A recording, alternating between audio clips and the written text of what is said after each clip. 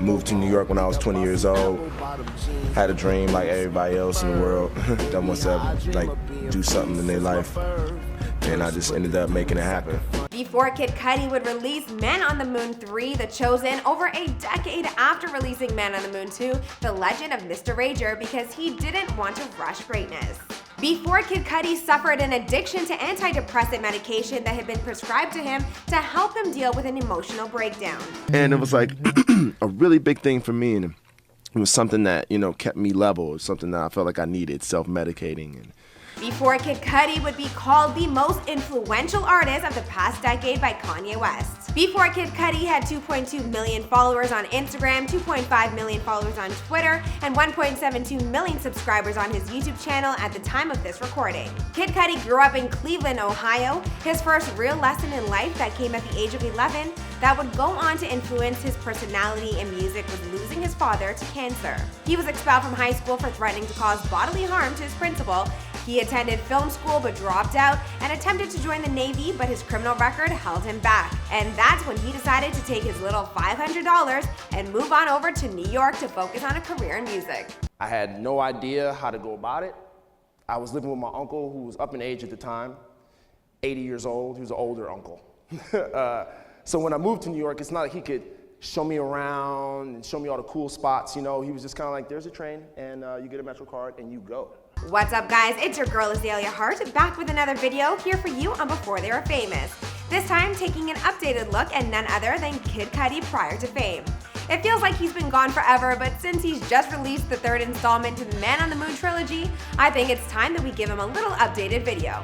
Be sure to check out the last video that we did on him and let me know in the comments how you like this one and who you want to see in the next video.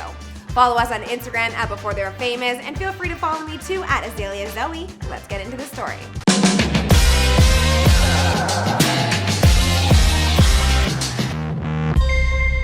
Hey, be sure to subscribe and hit that bell. Boom! Kid Cudi was born Scott Ramon Seguro Mascudi on January 30th, 1984 in Cleveland, Ohio. He and his siblings, two brothers named Domingo and Dean, and a sister named Maisha, him being the youngest, were raised in a lower middle class area of Shaker Heights. He went to an elementary school teacher named Elsie and his father Lindbergh, may he rest in peace, who was a World War II Air Force veteran, a substitute teacher, and side hustled as a house painter. His father was of African American and Mexican American descent. As we know, Cudi likes to create alter egos, and because of his Mexican heritage, one of them is Juan Pablo, a black man raised in a Mexican family. About his father's role in his life, his mother told Spin.com back in 2010, Lynn was always a strong force in their lives, and when he got sick, they went through that sickness with him. They were there every day after school, even when it got real bad, so it was a devastating time for all of them. Scott especially, because he was the baby. There's a sadness in him because of the void. His mother was the one to push him to explore his creativity in any way that he could after she caught him singing under his bed one day. So she encouraged him to join the school choir, and when his interest in rap came to surface, she supported him through that too. Growing up, Cudi listened to alternative hip-hop groups like The Pharcyde and A Tribe Called Quest. He was always involved in music somehow, but he wasn't really too savvy when it came to playing instruments. He tried to learn the trumpet, the violin, and the clarinet, but unfortunately failed miserably at all. The effect his father's passing had on him at a very developmental stage in his life was everlasting. As I mentioned earlier, he attended Shaker Heights High School for 2 years before transferring to Salon High School. He was a C&D student and ended up being expelled for threatening to punch his principal. He also got booked for assault at 16 in an incident he later referred to as him being an innocent bystander. He went on to get his GED and enrolled in the film program at the University of Toledo, located in his native of Ohio, but he dropped out after a year. Since he was no longer in school, he picked up a job at Applebee's that he used to fund his time at a local recording studio to get his demo together. He put out his first demo in 2001. In 2005, his dad's brother, whom he never met, lived in South Bronx and invited him to come out and stay with him for a while. So since nothing was going on for him in Ohio, and he wanted to get to know his dad's brother, he jumped at the opportunity. He took all the money he had, which was around $500, and was on his way. He picked up odd jobs to keep him afloat, a couple of Manhattan retail stores, and eventually ended up sharing an apartment with Dot the Genius in Brooklyn. That's when the two of them began to develop Cudi's sound, a sound that is all too familiar in some of hip-hop's biggest artists right now. In 2006, Cudi landed a meeting at Def Jam. Nothing came of it, but a relationship was built with the then A&R rep, Plain Pat. About Cudi, Plain Pat said, "When you meet artists, you know their presence. They'll take any attention in the room." He did that, and he's always had that star quality. It was just a rough time. After having built that relationship with Plain Pat, Cudi actually bumped into him at a nightclub, and Pat introduced him to a man named Haney, who had done production work for big names in the rap game like Eminem, Ice Cube, and Ghostface Killah.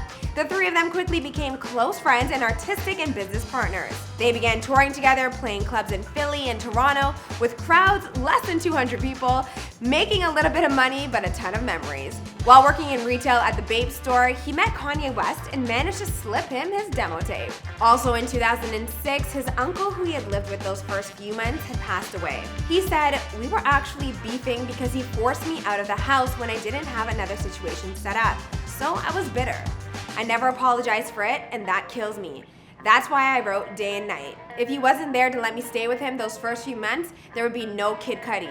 It f***ed me up watching him go, but it was like, I have to fulfill this destiny now for sure." Things were moving, but they weren't solidified yet. I had Day and Night, we were just getting started, and I was like, this shit has gotta pop off. I wasn't taking no for an answer. By 2008, when Day and Night took off, that's the song that caught Kanye's attention, and he signed a deal with his Good Music label. Before his album was released, he took a trip to Hawaii to work with Kanye on a Jay-Z album. He said he was so nervous, and he hoped that Kanye saw in him what he and his mom sees in himself. He got one song on the Blueprint 3 called Already Bright, and he recorded a couple hooks in Hawaii too for Kanye's 808 and Heartbreak.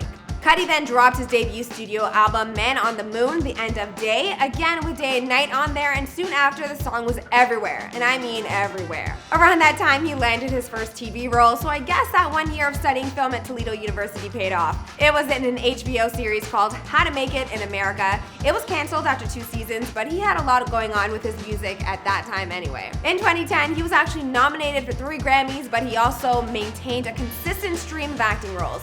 Mostly supporting roles and cameos, but it was his first true love and passion. Fast forward to 2020, we'll see him in Bill and Ted Face the Music and We Are Who We Are, so 2020 seems to have been a pretty good year for him in the music world and movie world. But I think this is a good place to end this video. After all, this is before they were famous. Let me know what you thought of Kid Cudi's updated story and his new album in the comments below, and don't forget to follow us on social media at Before They Were Famous and me at Azalea Zoe, and I'll see you in the next video. Alright guys, I hope you enjoyed that video. Now we drop a new video each and every day, so here's a recent drop that you might enjoy. We handpicked that one for you because if you like this video, you'll probably like that. We also got playlists like over here, so click on that if you want to see a whole list of a bunch of videos we've dropped in the past. And if you're new to the Fame Gang, be sure to subscribe and turn on them post notifications, and I'll see you guys in another video. Boom!